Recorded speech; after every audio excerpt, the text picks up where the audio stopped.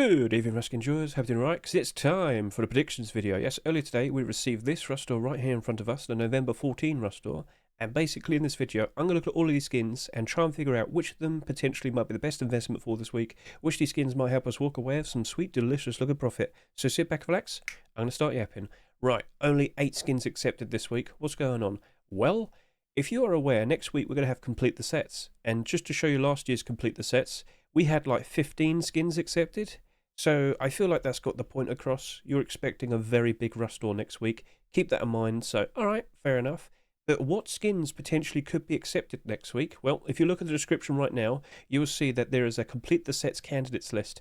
I've produced this collection, and as you can see, we've got many interesting looking collection skins right here. Look at the actual collections themselves, because they probably have several skins that weren't accepted.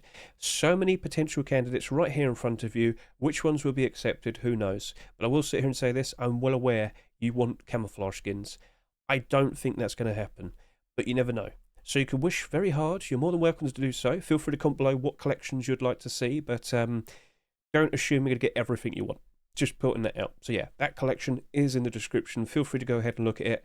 Right, so with that all addressed, let's now talk about all these skins and try and figure out which of them are looking to be very nice investments. So out of all of these skins, what am I feeling reasonably confident in?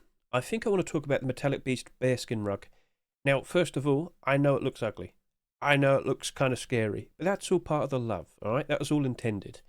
Anyway, I want to get this point across to all of you. Look at all the bearskin rugs we've seen as of recent, more specifically throughout 2024, and you'll realise we don't get that many genuine good attempts. I'm sure you can see that at first glance. But if I had to pick out some that actually probably had a good chance of potentially being accepted, there's only 3 others, including Metallic Beast. And here we have the giant raccoon themed one that looked very nice and very cute. That was submitted back in September. Then we have the bear with the guitar that was submitted back in August. And then we have the polar bear rug skin that was submitted back in July. Maybe it was a little bit out of season. Point is, those are the only other ones that probably had a genuine good chance because they were made nicely. Let's put it that way. You get what I mean. So I just don't think this is going to get any competition. Yes, again, you're probably going to sit there and say it looks ugly. I don't blame you. But again, all part of the design. It might go below its Rustore price. That wouldn't surprise me so much. But I just don't think we'll be seeing any more being accepted potentially until next year. And let me just show you this. The previous one to be accepted was all the way back since last Christmas. The gingerbread bearskin rug. And before that, it was a Halloween one. And before that, Twitch Drop. And before that, those two. And then before that, a good few years back, it was the panda rug. We only have 7 skins. There is a sheer lack of options. And that is the cheapest and most affordable and approachable one. Does that make sense to you? I don't expect any new skins to appear anytime soon.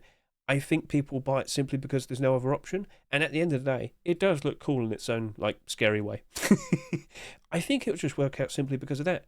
Now, you never know. Maybe we'll see some Christmas-themed skins being produced with this upcoming December. Maybe. We shall see. But I highly doubt it. So by default, yes, it may go below its Rustore price. And initially, the gingerbread bearskin rug did go down pretty low initially, but with a sheer lack of competition, all the better for it to just rise up in price. Alright then, okay. Looking at all the other skins, what's also looking to be a pretty interesting looking investment? So the next skin I want to talk about is going to be the Commando SAR. Now you might remember a good month or so ago, we had the Commando AK47 being accepted, and the first thing I instantly realised was making a comparison to the Blackout AK47. So if you can recall, a good month or about 2 months ago, this was selling for about $14. And then this appeared. Now this was in a Rustore selling at $2.49, and instantly I noticed that they look exactly the same. They look exactly the same. They're both cool, sleek black designs with a very useful red aim sight. Now I thought, okay, there's a lot of people that do appreciate this skin. It's been around for a good couple of years, and as time has gone on, it goes up and down in price. When there's a lot of people playing, it gets bought out, rises up in price, and when people kind of disappear and go back to school, it goes down in price. It was always usually around $10 to $15. But now we've got something that looks exactly the same, and it's about 5 to 6 times cheaper. Now this didn't sell as much as the Blackout AK47, and yet it still went below its Rustore price. What happened? Well, we did go through October, and I know a lot of people were playing, but prices did still go down for quite a lot of skins. It's a routine thing that happens every single year. But I just want to bring this up. There's only like 10, 15 sales, it's back up to its Rustore price. And when we reach January time, which I'm going to talk about a little bit later, I think we're going to easily see this rise up in price because If this goes back up to about $14, $15 maybe, I think people will look for a nice cheaper option. And with what I've just talked about there can be said with this Blackout SAR. As you can see, it's selling for about almost $6. Earlier in the year, it was selling for $8 back in June time. And now we have a Commando SAR right here in front of us. And again, it's basically the exact same look and design. Please consider watching my Rust rotation video. You'll see it for yourself. They are basically the exact same thing, but this is half the price. In fact, more than half the price. Okay, right. But didn't we just see the Commando AK47 go down in price? Yes, you did, but it only went down by 20%. And if I could just quickly look at this AK right here, take a look at all the AK47s that came out in 2024, and you'll see the vast majority of them went down by about 50%. It's pretty bad for AKs, but that one didn't go down too bad. And as I said, I still feel confident that it's going to rebound and go up in price around January time. Okay, so the smart thing to do would probably be to approach it with a buy order. Now, all of these skins this week, except the AK, all of them are abnormal. And if you don't fully understand that, please consider watching my most recent weekly abnormals video, Rust Skin Abnormal Barders for November 14, 2024. Watch the first 5 minutes, scroll down, skip ahead to the chapter that is showcased in the buy orders. You'll basically understand that every single week, certain skins become marketable before the Rust stores even rotated. And you can use that time to your advantage. You can put Barders down, and then afterwards, when everybody's done their Barders, look and see how high the Barders go in terms of price, how many there are as well, and you'll get a good idea if these skins are actually going to retain their value for the foreseeable future. So this Commando SAR, I might only do Barders going all the way up to about $2, around 20% down potentially, but I just can't help but assume it's going to work out perfectly fine, or at least retain the majority of its value for the foreseeable future. If the Blackout SAR only gets more and more valuable, that would probably follow suit, because as I said, they basically look exactly the same. So, okay then, that's pretty cool. What about all of these other skins? What's also looking to be quite appealing as a nice investment? I think by default I'm going to talk about Ultramarine Tier 3, because by default, Tier 2, hoodie and pants, it wouldn't surprise me if we see that being submitted potentially as early as this upcoming weekend, so keep an eye out for that. It doesn't glow. Now, please consider watching my Rust rotation video again. I showcased that very quickly because a lot of people were worried, oh, it's all bright and all the deplorables glow in the dark and whatnot. No, it doesn't glow. It doesn't glow. Okay, cool. So we got that nice and addressed. Now, this collection right here, it's kind of like rolling out exactly like the Abyss collection last year. And if you've seen the Abyss collection, that kind of worked out very, very nicely. With many interesting looking deplorables and clothing and armour, it rolled out and, well, quite a lot of those skins did rise up in price ever so nicely. And around January time, they can only go up even better potentially. Now, during the summer, this past year, they rose up and went up to very nice high prices. Yes, indeed, they did. So, looking at the Ultramarine Tier 3 here, let's just wait it out. Both of those skins are abnormal. They're selling at $2 a piece. Maybe we will see Tier 2 or hoodie and pants being submitted to the workshop over the course of this weekend. That only makes things look more appealing. We can anticipate them potentially being accepted in the future. And with that, we could put some good Barders down on both of these, or maybe even consider purchasing them. But we'll wait till next Wednesday when we do the abnormal Barders. And I will be streaming then. London, 9 PM time, London time, sorry about that. Wednesday night, I'll be streaming and we'll go over all the prices and whatnot, and I'll help you out if you don't fully understand. So yes, if we do see continuations, if we do see hoodie and pants or Tier 2 being accepted in an upcoming Rust store, Ultramarine Tier 3 will greatly appreciate it, for sure. Cool. Right then, so with the remaining skins, what am I looking at? Well, I'm looking at the Neon Bismuth Sheep Door, and I'm very 50-50 with it. You take one quick look at all the sheep doors that are accepted this year, and you will see for yourself that so many of them went down in price. I think all of them. Yeah, pretty much. These only just became marketable, so we can't really count them. But look at all of that. So many interesting looking sheep doors, so many notable sheep doors from notable collections, and yet they've all gone down in price. There's so many sheep doors.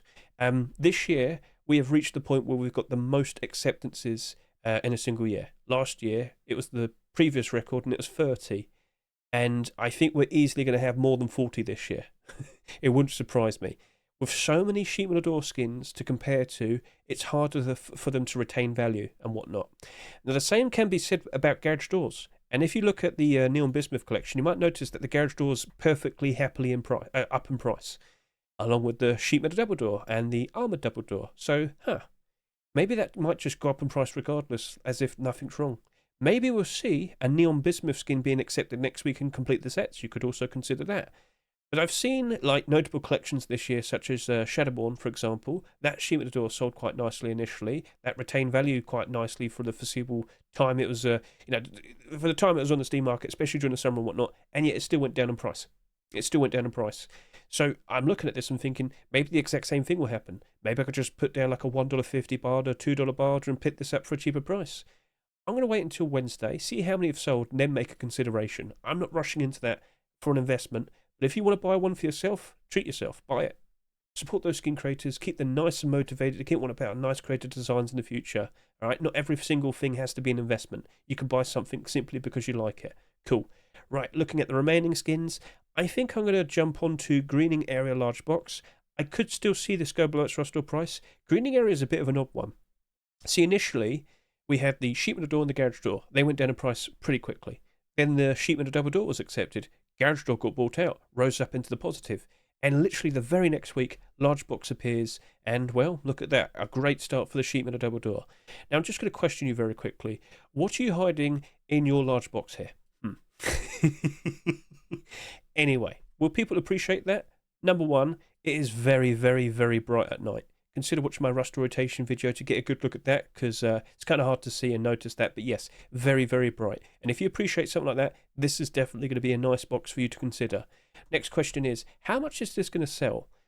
Last week we had the Oasis large box, and it ended up becoming the lowest selling large box skin in all of 2024. It only did like 6,000 subscribers. That's bare minimum sales. Before that, the lowest selling was 10,000. So that kind of gives you some context.